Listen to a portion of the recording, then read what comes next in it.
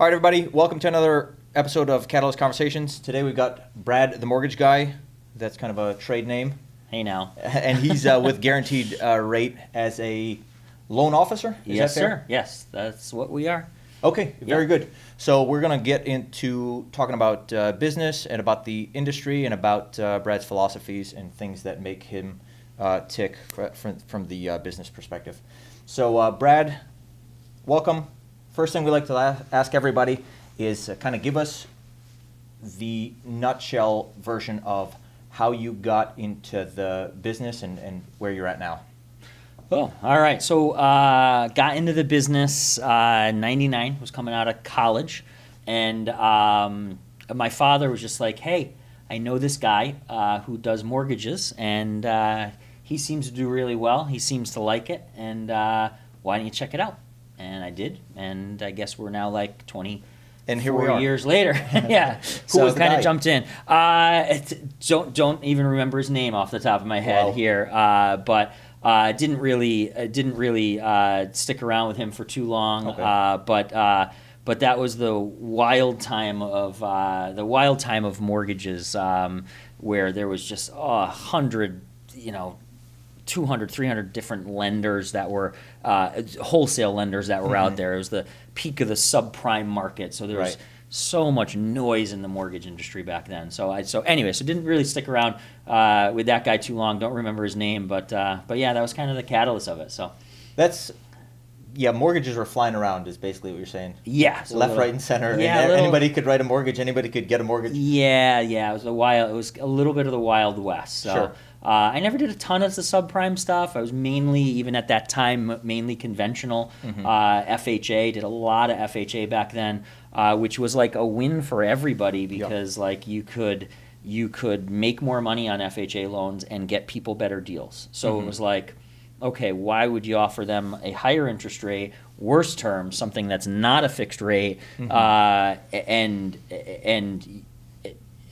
make less money? It was like a win-win. It was a win for me. It was a win for them. It was a win for everybody. So when everybody kind of steered away from FHA stuff, I kind of steered towards it, and I became just an absolute expert, guideline expert, and I did a ton. That was your bread and butter. Yeah, that was kind of the bread and butter, those government loans back then. So yeah, worked out pretty well. Now, if you can cast your memory back to those early years, do you remember a point at which you said, okay, I think I'm in this for the long haul? Or was there, maybe in the early going, was there a time when you had maybe like an identity crisis, or where you're like, because, in talking with Drew, it's kind of, or with any other person that lives by commissions, it's you eat what you kill. Yeah. So was there a time early on when you said to yourself, I don't think that this is for me, or at what point did you crest the hill and you said, hey, I'm in this industry for good?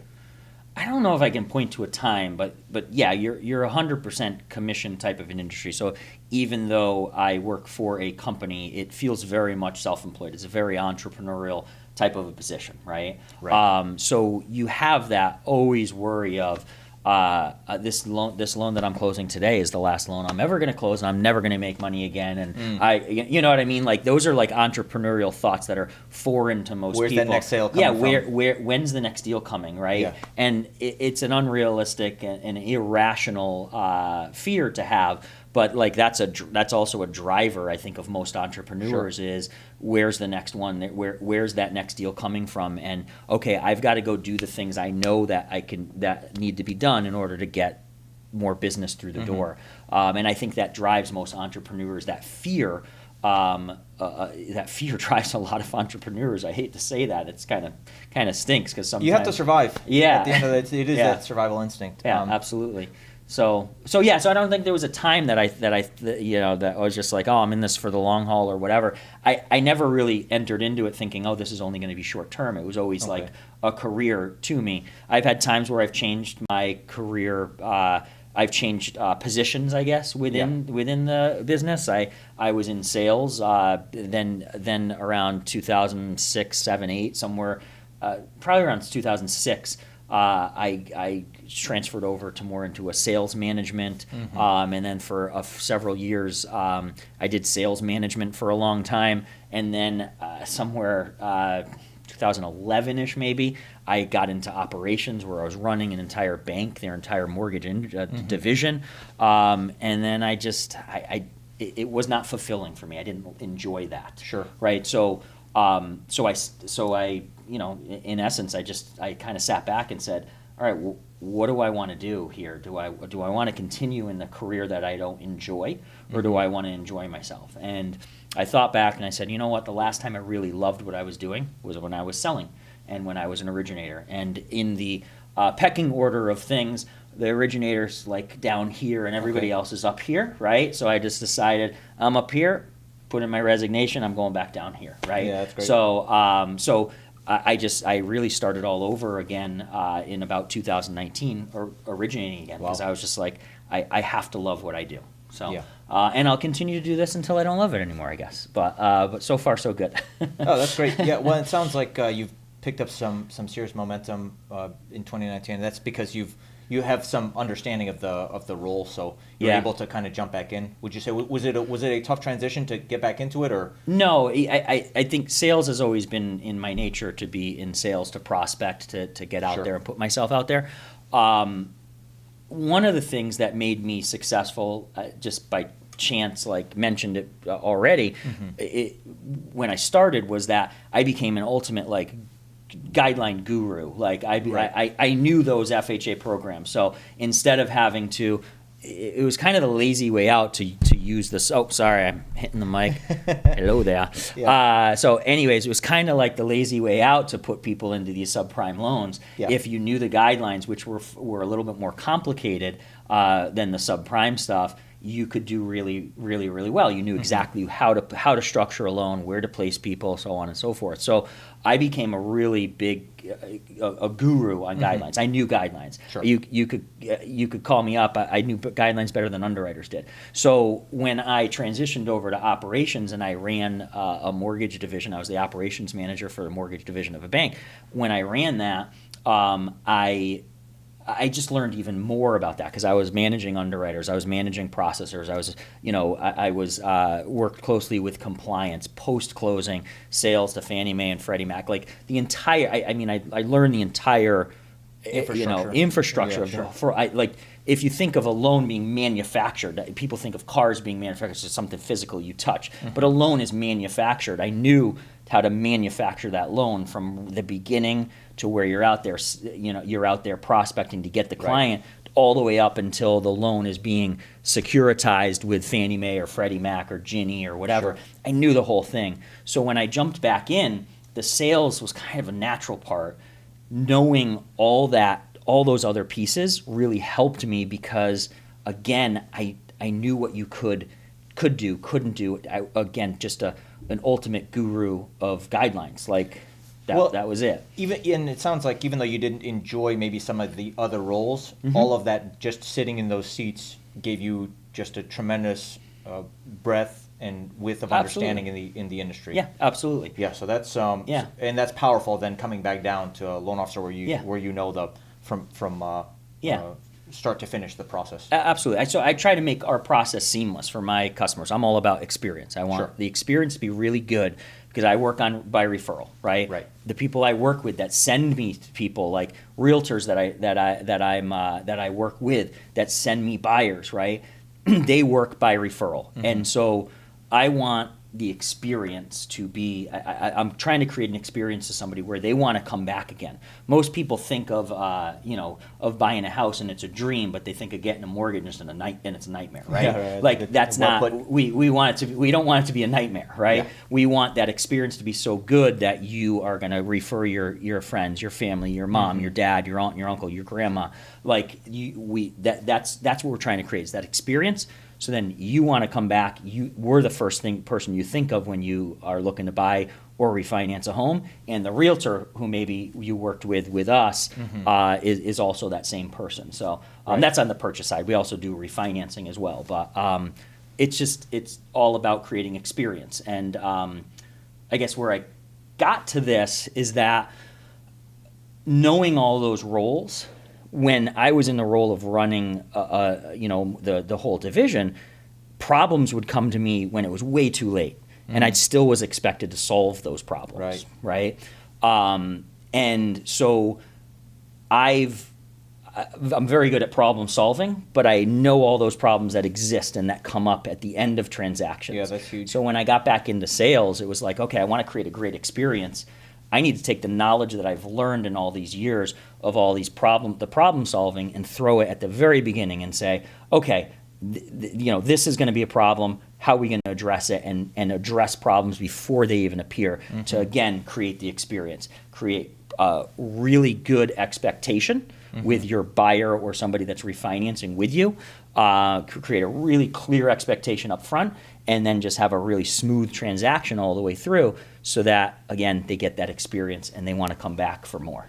Right? Yeah, that's excellent. Yeah, you're clearing a path from the get-go, because you know kind of how the path runs. I want you to come back for more, but I'm not selling ice cream, right? Sure. Like if I make good ice cream, you're going to come back for more. Who wants to come back for more mortgages, right? Yeah, I have a really crappy product. Yeah. Nobody likes my product. High stress, right? Large numbers, everything. Yeah, but fail at a bunch of points. But nobody likes what I have, right? Nobody wakes up and says, it's January 1st, and you're like, oh, New Year's resolution, I'm going to go get myself 30 years of debt.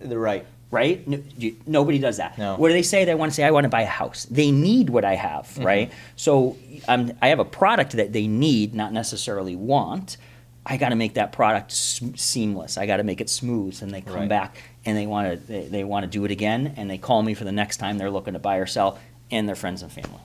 Yeah, that's excellent, and that the product is definitely fraught with perils, but sounds like you try to do your best work with making people comfortable with something that's already, you said, that's not necessarily a pleasure for them to get. Absolutely. Yeah. And I'm not saying I have a crappy product, right? I'm sorry. The guaranteed rate people out there, I didn't really say that. We're fantastic. But a mortgage just in general, no, I mean, that's it, right? It's kind of it maybe could fall into the category, and I'm sure you could debate this, but it can fall into the category of necessary evil. Exactly. So it's, and I think we all have those kinds of things in our lives. So and the best thing you can do is make it as painless as possible. Absolutely. And there's times where investment perspective, I mean, rates were so low for so long, you'd be silly not to have a mortgage. Why would you pull your money out of making 20% a year and put it into instead of borrowing at 3% or even lower at times, so there's sometimes where people want it from an investment strategy, but for the most part, again, our product's not the dream. The house is the dream. Right. So we're there to support that dream and make that dream come true with it being a smooth process. Like I said, make that dream come true without it being a nightmare. So that's that's a very low bar. Nightmare's a low bar. We're trying to make it way better than not just a nightmare. It's a good dream. It's a happy dream. Well, I'm sure anybody who's looking for a mortgage can talk to you and see it in action. Yeah. So I'm sure you deliver there. Now, going out of or stepping away from the industry for a little bit, let's talk, or half stepping away from the industry, let's talk about if you were to leave yourself one piece of advice for yourself. Let's say you were going into the industry, but let's say your memory was erased, whatever. Yeah. And if you were to leave yourself one piece of industry advice, what would it be? And then if you were to leave yourself one piece of personal kind of life advice, what would it be? And kind of the way that I typically couch this question is, let's imagine your memory was erased in 5 minutes from now. Yeah. And you had to leave yourself two pieces of advice, professional and personal. What would those be? All right. Let's see. Well, first, I think I'd have to write down my wife's phone number so I can find her. Yeah, right. Okay, so, but I guess that. Hire. What's that? I said the most important hire. Right there. I think she's fantastic. So I'd have to write down her number. But I guess the answer to that really would be, both professionally and personally, is finding the right people. If you have the right people around you personally, you can do a lot. You can achieve a lot. All right. And if you have the right people that you work with, that could be anywhere from people I work with, people I work with that work at Guaranteed Rate that are part of my team there, or people who are part of my team that aren't at Guaranteed Rate, meaning real estate agents that I work with, attorneys, financial planners, all these people who are just awesome at supporting my business. Like, surround yourself with the right people. That's ultimately it, because the people you surround yourself are they make you or break you. Right, and the way that I kind of like to describe this phenomenon is 1 + 1 = 3 or more. Yeah. Which is to say that pairing up with somebody or teaming up with somebody can have outsized effects. It's that whole. I don't know if these numbers are actually true, but kind of the lesson is there, which is that like one horse can pull 2,500 pounds, but two horses can pull 12,500 pounds. Yeah. So it's like it's more than just the sum of the parts. But I'm the mortgage guy, so the math is my thing. 1 + 1 = 3. I think is fine in this scenario, so we're good. Yeah, but on our loan estimates, and we're talking rate, we do a little bit better math than that. But that's but no, but I get what you're saying for the illustration. Yeah, absolutely. You're 100% right. You're 100% right. Now, let's say I was looking to get into the mortgage industry, or I just needed I'm young, just come out of high school, eager to learn, really willing to apply myself. What would you say to recruit me to the mortgage industry? What's kind of your pitch there? Well, so it takes a unique person to be in sales, I think, right? Sales are, sure. Sales in general is something where you're oftentimes stepping out of your comfort zone, where you are, it takes a unique person. So what I would say is, if sales is something that you are interested in, I just don't know of a better career in sales. Sales, you can generally make you can make good money, right? Somebody coming out of college, that's one thing they're concerned with. How much money am I going to make, right? Sales, you can make good money. As you had said, you eat what you kill, meaning you put in a lot of effort. You reap the rewards of that effort when you're in sales, right? So that's a great thing. That's awesome. But what makes this industry so great is that I think in most sales environment, there feels like I'm looking for a car right now, right? There feels like there's a winner and a loser in a transaction, right? And in most sales environments, that's the way I feel. When I don't want to go buy a car, because I don't like dealing with the sales process of all that, right? And so, like, if you're out there and you got a great car salesperson, hit me up and let me know who that is, and we'll so I can talk to them. We got to get a car salesperson on. Yeah, get a car salesperson on here. Maybe I can talk to them.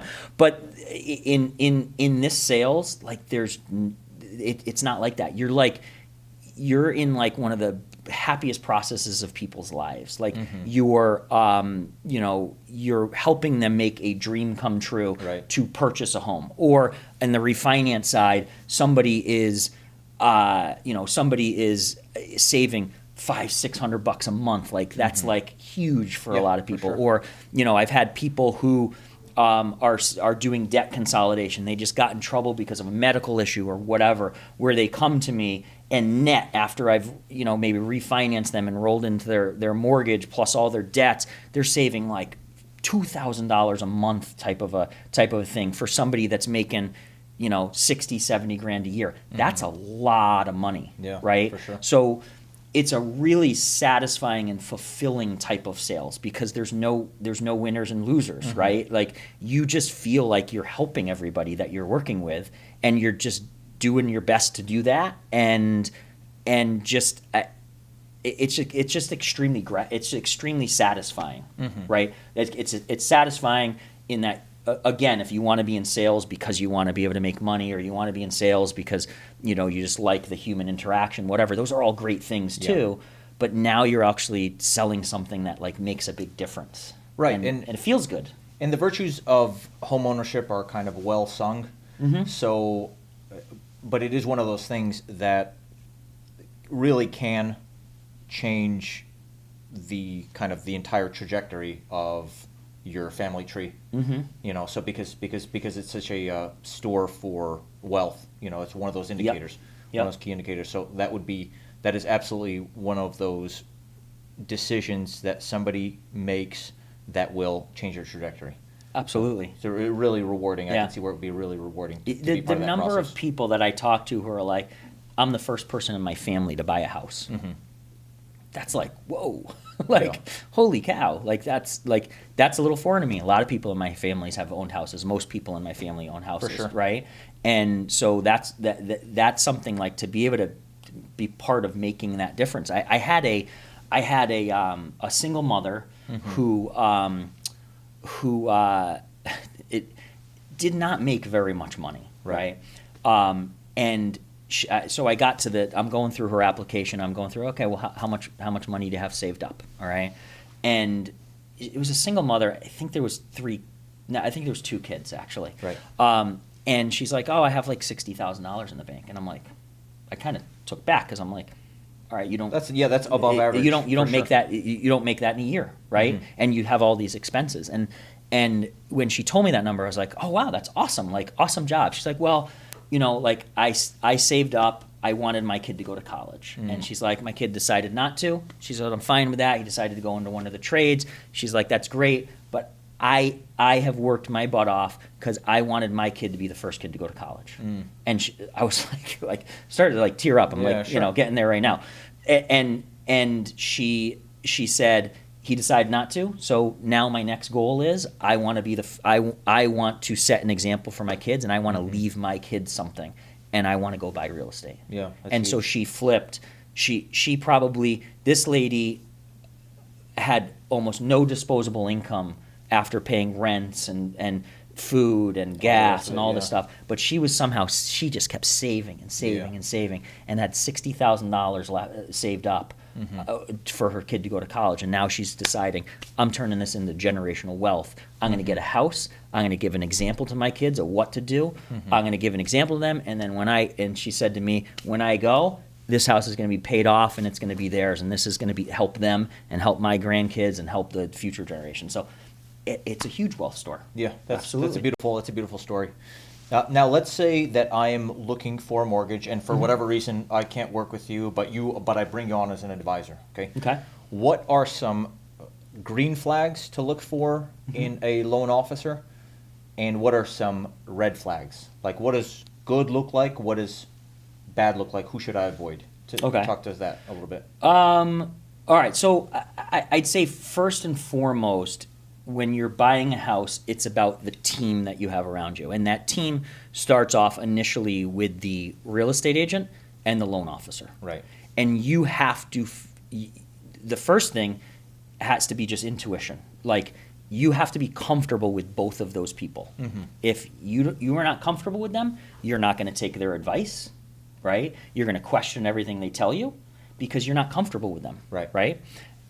If you're comfortable with them, you're going to be more willing to listen to their advice because they've done this over and over again, and take some of their guidance along the way. Obviously, you're going to be given choices along the way of things you can or cannot do, but being able to listen to their counsel is really, really important. And so you have to be comfortable with both your loan officer and your realtor. If you're not, you need a new loan officer or you need a new realtor. Can you put a finer point on that in terms of what is comfortable, or like what are you looking for? Is it maybe like they're over communicating, or outside of just the energy or whatever that you have with another person, like what are some ways to quantify comfort? So the specifics are tough because each individual person is going to want something different. Sure. When you have an engineer type person, right, they might want to get way nitty gritty into those numbers and the details of absolutely everything. And whoever you're working with should be able to speak to you and how you learn, and how you absorb information and take in and learn information. So whoever you work with needs to be compatible with that. And I think if they're not, like I had somebody, so I'll give you an example in the opposite direction. Sure, please.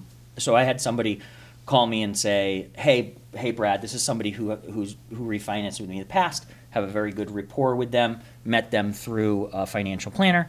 They called me about 3 months ago. They said, hey, I'm thinking of moving. I want to go down to the Connecticut shore. All right, great, awesome. I want to list my house. And there's this agent in town that I'm going to list with, and I needed to call you about this because I just don't trust what they're saying. And I said, why? She goes, I just get the impression, that they're just in it for the money. They're in it for the commission. And I said, all right, well, that's not a great sign. Why would you list with them? Well, they're the best agent in the town. And I go, all right, well, let's back up here. I go, I can help you along here, but real estate, selling real estate, buying real estate, even though I'm tied very closely to it, not my job. Right? So I can give you some advice because I know probably more than the average person, but it's also not my job.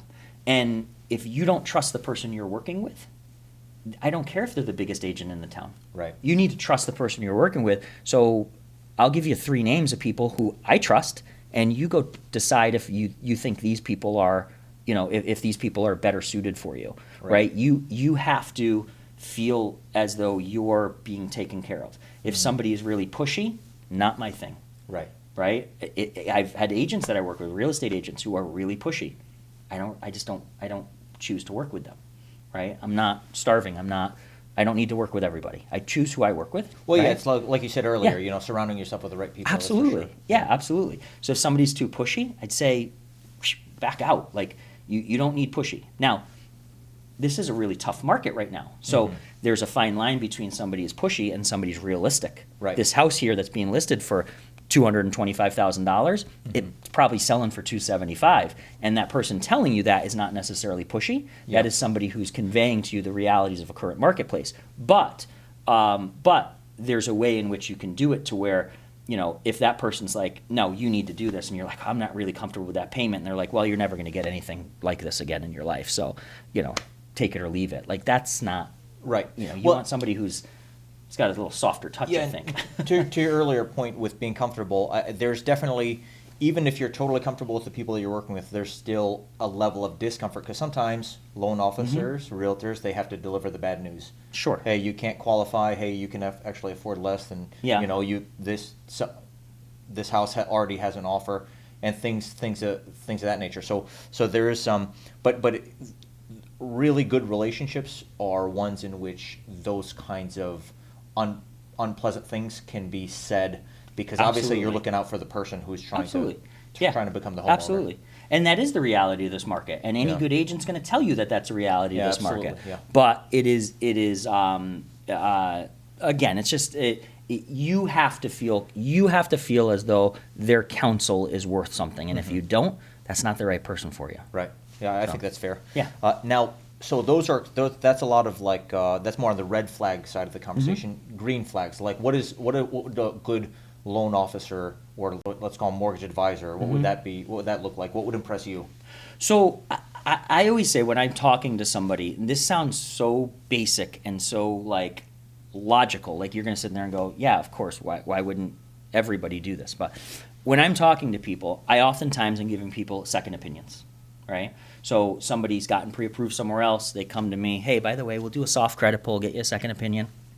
Anyways, I was just winked. I just winked at your camera. That's okay. Brought to you by Catalyst Car. Just bump this up against your phone. Contact information goes right in. It's fantastic. That's great. We're gonna hit the whole. This is not supposed to be a sponsored episode, but we'll take it. That's all right. Well, we got it right here. It's good. I've even used the word catalyst a couple times here. Just tossing it in. I didn't mean so. That's a psyops for you right there. Exactly. So anyways, where the heck was I? I don't even know. We're talking green flags. You said second opinion. Yeah. Okay. So sometimes I'm coming in for a second opinion, and somebody's like, hey, I'm qualified for $400,000. And I go, all right, great, awesome. Did they talk to you about, what that meant for payment? And they were like, no. They literally, borrowers would go, no, I don't really know what that means as far as payment. And then I'll go back, I'll go over the payment, and I'm like, well, you're putting down 10%, and your taxes are this in this town, and blah, blah, blah, blah, and that payment's going to be $3,500, right? Is that comfortable? And the person goes, no, whoa, that's way more than I feel like I can afford. Right. And then you're like, okay, all right, let's back up here and let's talk through what I call the 2 most important numbers, right? I'll give you 3 most important numbers, actually. So the one important number is, what's my payment? Right. I'm looking for a house at $400,000. You should know your payment. So green flag would be somebody who's very clearly explaining to you, you're looking for a house in this price range in these towns. Here's what your payment looks like. Now, they're not going to be able to give you an exact, because to get an exact, you need to know what the taxes are, you need to know what the insurance is, right? Those are two variables. Different houses, different taxes. It's brick, it's got a pool, that's higher insurance. It's in one town versus another town, higher or lower taxes, whatever it is. But should be able to give you a really good range so you are comfortable searching there. So green flag, one is somebody who very clearly communicates that one important number. Okay. Green flag number 2 is somebody who communicates how much money do I need out of pocket. Okay. I had somebody last month. The listing agent called me. Hey, deal's falling apart. The buyer's financing fell through. They explained why. I said, okay, great. Let me hop on with them, see what I can do. Got on the phone with the buyer. We had a product that was able to help and fix this for the buyer. Great. Okay. They were pre-approved somewhere else with 3% down. Okay, I don't remember what the price was, but let's call it $300,000. That's $9,000. 3% down is $9,000. So they call me up. I go, all right, hey, I got you approved for this 3% down program. And then we started talking about, here's what your payments are. They were okay with that. The person explained that to them. I then said, okay, here's what you need for cash out of pocket. They go, well, I thought I only need 3%, $9,000. I go, so again, if you're talking to me, you're going to understand those two things, which is how much money down or how much money I need out of pocket and what's your payment. So I had to then walk through with them exactly, okay, you've got your $3,000, that's 3% down, but you also have your closing costs, you have taxes, you have insurances, you have all this stuff due at the time of closing, and you're not at $9,000 anymore. You're at 18, right? Because you've got all this other stuff that's added on there, right? And so that to me is green flag. If somebody is communicating to you the numbers very clearly, that's awesome. You stick with that, right? And did you say, was there a third number? Oh, there's a third number. The third number is 3. That's because you're going to have such an awesome time getting a loan. We try to make it fun, okay? You're going to have such an awesome time getting a loan. Number 3 is the number of referrals you got to send me this year. Okay. All right, so that's it. Because I work by referral. I want 3 a year, not just that's this more year. Going the other way. But no, I want year over year over year. You're now my sales force. The pay's crappy. It pays in gratitude. I guess gratitude's not bad, right? So I guess it pays gratitude not never fed somebody. But yeah, so that's it does feed the soul. I guess it does feed the soul. There you go. So yeah, the third is you're going to send me at least 3 referrals this year. Okay, that's it. That's a great third number. That unfortunately is more for your. Well, it is I don't want to say bit. Unfortunately, but it's more for your benefit. But that's okay. It is. But in order to get that, I want to earn it. And I want you to have a good time. Well said. I want the experience. The experience is important to me. Well, and obviously, when you're dealing with huge numbers, huge obligations, long timelines, and the experience, and having the numbers rock solid, and the wise counsel, that is worth its weight in gold. Absolutely. So that's to your point. Now, do you have what I call isms, which are like ideas that you keep coming back to? Are there isms? I don't know. It's not going to end in an ism, I guess. It doesn't have to. I would say, like for example, like 1 + 1 = 3 or more. That's an ism. Absolutely. For finding talent. Yeah. So that's just a belief that I have that I keep repeating, because it's concise, it's short, and it's descriptive. I'm going to steal that one. I'm taking that one. Okay.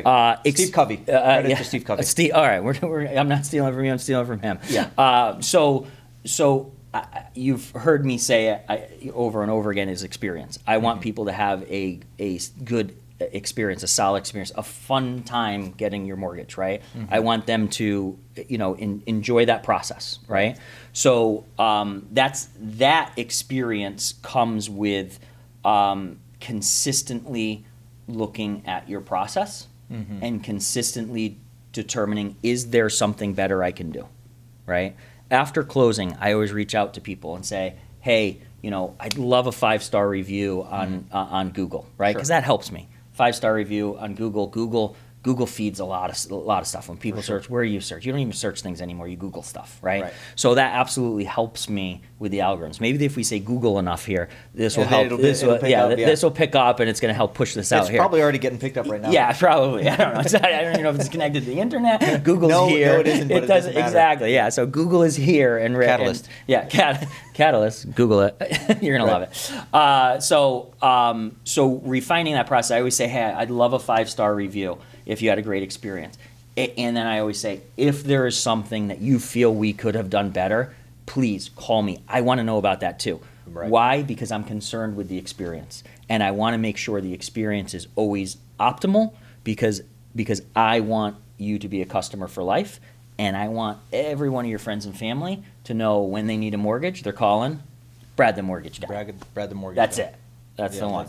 That in itself isn't ism, or a little bit of a trademark thing. So I don't know about that. That literally, the reason I have this on here is because I'll call people up on the phone. I'll be like, "Oh, hey, how you doing? This is Brad," and then it's like crickets on the other end of the line. They're like, Brad, the mortgage guy, and they're like, "Oh yeah, John said to give you a call." I was like, "Yeah, I was just giving you a buzz." Great. So that's literally where that came from. It's like I say, "Hey, it's Brad," and they'll be like, just like crickets, like just blink, and it's like the mortgage guy, and they're like, "Oh yeah, Brad, how you doing?" And it's like, could you just learn my name? Right. Well, it's good that you're carving out kind of that niche for yourself. That's all right. That's all right. So that's where that came from. So right. No, that's definitely a differentiator, and you've embraced it. I know that much. Yeah. Now, can you describe in the path that you've carved through the mortgage industry, can you think of or remember like a light bulb moment that, let's just say, substantially changed the way that you operate or the way that you do things otherwise? Light bulb moment. I can't tell you when the light bulb came off, but like there's a coach, in a real estate coach. They're not a mortgage coach, although I think they have some mortgage client. They definitely have mortgage clients as well. But there's a real estate coach, Brian Buffini. He's got a popular podcast. Okay. He's all about working by referral, right? And so I think that most people, when they are when they're in sales, they're all about give me, give me more. I should not be singing whatsoever on camera, but it's like, that's a different. Can we cut that out? Yeah. I don't even know, but it's all about gimme. I want more, right? And so I think that I think that when you listen to somebody who's like Brian Buffini, who's all about referral and giving, you realize that giving is really the key, right? Yeah. And like, I try to be far more mindful about giving, right? About giving that referral out. Somebody's looking for a car. Oh, I found I haven't yet. So like I told you, send me the numbers. But somebody's looking for a car. Oh, great. Send me that guy's number, because I want to talk to that person, right? You want to help somebody out of the pain point. Yeah, exactly. Somebody says, "Hey, I need a new roof." Okay, I got a great buddy who does roofs, right? And being able to give, and you give, and it just comes back. Right. So I think that, if anything, is anybody in sales, anybody who works by referral, really should be in a full mindset of referral business, and say, and just have a list of people that they hand out, that they're referring for anything that their friends and family need. And for me specifically, house related, right? Like anything that's surrounding housing or finances, I've got people that do all that stuff. Yeah. Right. Yeah, absolutely. So I think that's a big light bulb, that goes off. And then the other thing that I'd say is that you have to also ask for the business. So I joke around about saying, 3 referrals, that's what I want. But most people don't work in sales. Most people don't have this insane mental fear of, oh my gosh, I'm never gonna close another loan in my life, right? Yeah. Like, thank God. So I'm busy. Like I do a good amount of business to where I really shouldn't have that fear, right? Yeah. But I do, because it's just ingrained in an entrepreneur, right? So asking for the business is important too, because the average person who's working when more work shows up on their desk, they're like, oh, I got to do more work. Yeah. It showed up on a 4:30 on a Friday. Man, I'm going to have to stay an extra hour today or something to get this done on a Friday afternoon. That's not how it works with us. Like, if you don't send us your friends and family, we don't work, right? I want more of that. And a lot of people think, oh, I don't want to send them my cousin. You know, maybe they don't have good credit, or my cousin's such a pain in the butt to work with because for X, Y, Z doesn't matter. Like, I want to work with everybody. And so light bulb goes off when you really start thinking about, I work by referral, I need to refer. Yeah. And I also need to remind people I work by referral. Yeah. So those are two big ones when you're in this business. I mean, you definitely have to, especially in sales, you definitely have to have the courage to ask. And and for anybody who's, you know, maybe somebody thinks that a referral is, you know, less than ideal, whatever. Obviously, we know from being sales that you would rather, if somebody's even thinking about being in the market, you would rather talk to them than not talk to them because somebody assumed something about their credit worthiness or whatever else. Absolutely, yeah. So it's always good to always good to talk, and it's always good to get those people in front of you. Yeah, that's for sure. Yeah, and that's an example of, you know, somebody thinks they might not qualify. I'm always happy to talk to those people too. I'm going to get you on track to buy a house if you want to. But even just, you know, my cousin Joe's just a pain in the butt. Like, I don't want to bother Brad with that. No, bother Brad with that, right? Like, that's the way the business is built. So remind people, remind people. Yeah. And Joe is going to need a house, you know, sooner or later. Yeah. If he's in that market. Absolutely. So, absolutely. Now, okay, so what would you say is next, and kind of what's the dream? So what's maybe a short-term goal, and what's like the long-term, everything works kind of? I've got a really smooth process right now, to where, like, things seem to be running right. All the cogs seem to be, you know, together, right? Right, and seems to be going right. So, and I've got a lot of social media content out there and things like that. So one of my next goals is actually to get licensed in all 50 states. So my company is licensed in all 50 states. If somebody calls me up in a state that I'm not licensed in, I connect them with somebody in my company who's licensed, right? Yeah, so I connect them with somebody there, right? Yeah. It doesn't work like the same as real estate with referrals and things like that, but whatever, I can connect people wherever they are, but I want to be able to work with people myself in all 50 states, right? So the next step in my process is getting licensed in all 50 states, because I think we are, you know, this goes out and people see this all over the place, right? I had somebody that moved from Washington to Florida that's found me on YouTube, right? So, you know, I want to be able to offer that service throughout all 50 states. So that's going to take a little bit of retooling of my team too, to handle different local rules and guidelines and things like that, and also to handle, like, right now somebody comes to me, it's local, everybody locally, people know me, right? And so when offers go in and they see my name on it, they hopefully feel that those loans go through smoothly, and my customers are more likely to get those get their offers accepted because of that.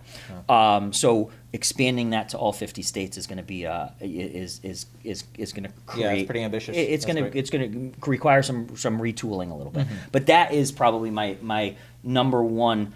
I'd say short term goal. So, and then as far as long term.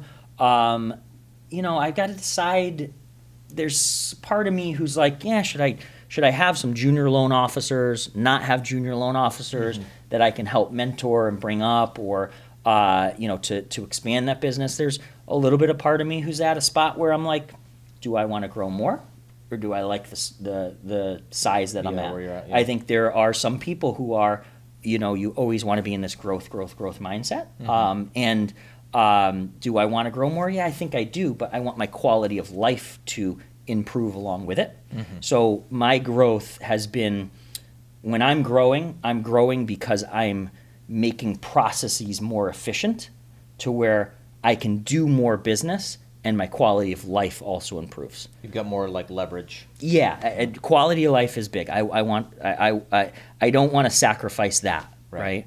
I want more quality of life, and I would like to grow up until the point it's starting to affect quality of life again. At which point I got to look at my process and go, okay, do I need to hire an additional person here to review these bank statements or tax returns or whatever it is, yeah. Whatever it is, no matter what it is, but to take away that, I never want to get out of the forward facing, the conversations with the customers, right? Because I want that to be consistent. I want people to get me, right? But retooling the background stuff to allow me to do more, once the short-term plan of all 50 states, that then helps me, propel into doing a little bit more business, I think, and that's kind of my long-term plan. But growth up to the point it sacrifices, like I said, quality of life. I don't want to sacrifice quality of life. I like life, having fun.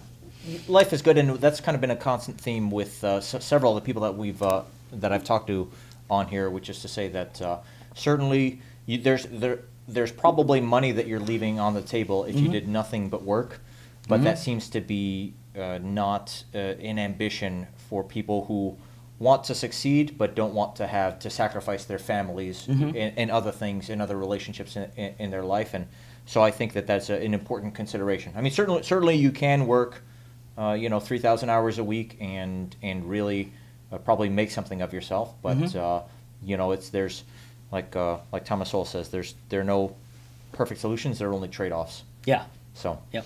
Okay, is there anything else, either philosophically or business-wise or just anecdotally, that you want to leave with the audience?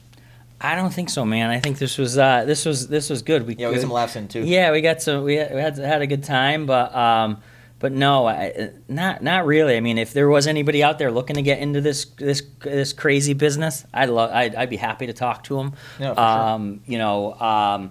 I love what I do, right? And I think that if you love what you do, what's the saying? You love what you do, never work a day in your life. I don't quite feel that way. I definitely work many days in my life. Yeah. I don't quite feel quite that strongly about it, but love what you do and don't sacrifice that. So, yeah, that's great. That's great. Okay, well, thanks so much for joining us. Thank you so much for watching, everybody. We will see you on the next episode. Take care.